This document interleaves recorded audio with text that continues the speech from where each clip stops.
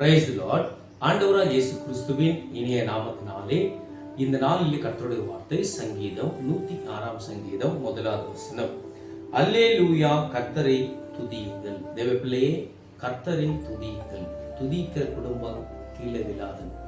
துதிக்கிற குடும்பம், கர்த்தர் அந்த குடும்பத்தை உயர்த்துவார். நீ எவ்வளோ உங்க குடும்பத்துல துதியின் சத்தம் இருக்கிறதோ அவ்வளோ தேவனுடைய காரியங்கள் நீங்கள் பெற்றுக்கொள்ள முடியும். நீங்கள் குடும்பத்துல எவ்வளவு துதிக்க துதிக்க துதிக்க சாத்தனுடைய ஆளுகை அழிக்கப்படும். இன்னைக்கு நிறைய குடும்பங்கள்ல சாத்தன் உட்கார்ந்து கொண்டிருக்கிறான். எதுக்காக குடும்பத்துல வீழ்ச்சி, எதுக்காக தோல்வி, எதுக்காக சமாதானம் இல்லை? துதிக்கிறது இல்லை. துதிக்க நீங்கள் ஆரம்பிங்க. நீங்கள் குடும்பத்துல எவ்வளவு துதிக்கிறீங்களோ இந்த காரியங்கள், சொன்னப்பட்ட காரியங்கள் எல்லாமே மாறும். எரிகோ மதில்கள் இஸ்ரவேல் ஜனங்களுக்கு ஒரு தடையாக இருந்தது.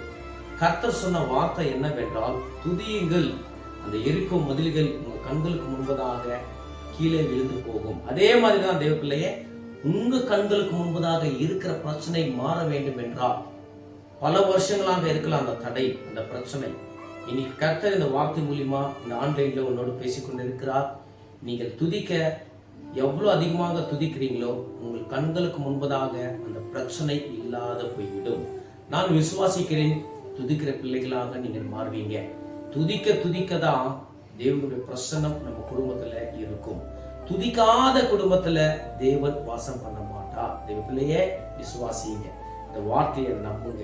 கர்த்தர் இன்னைக்கு இந்த வார்த்தை மூலியமா நம்மளோடு பேசினார் என்று நம்ம ஒரு நிமிஷம் கண்களை மூடி தேவன் கொடுத்த வார்த்தைக்காக ஜெபிக்கலாம். மகா பரிசுத்தமும் கிருபை நிறைந்த நல்ல பிதாவே, இந்த ஆசீர்வதிக்கப்பட்ட இந்த காலை நேரத்துல கர்த்தரை துதியுங்கள் என்ற வார்த்தையின்படி என்னோடு பேசினதுக்காக நன்றி.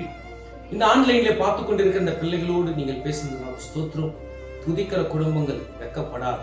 துதிக்கிற குடும்பங்கள் கர்த்தர் உயர்த்துவார். துதிக்கிற குடும்பங்கள், அந்த குடும்பத்துல சாத்தனுடைய ஆளுகை இருக்கார்.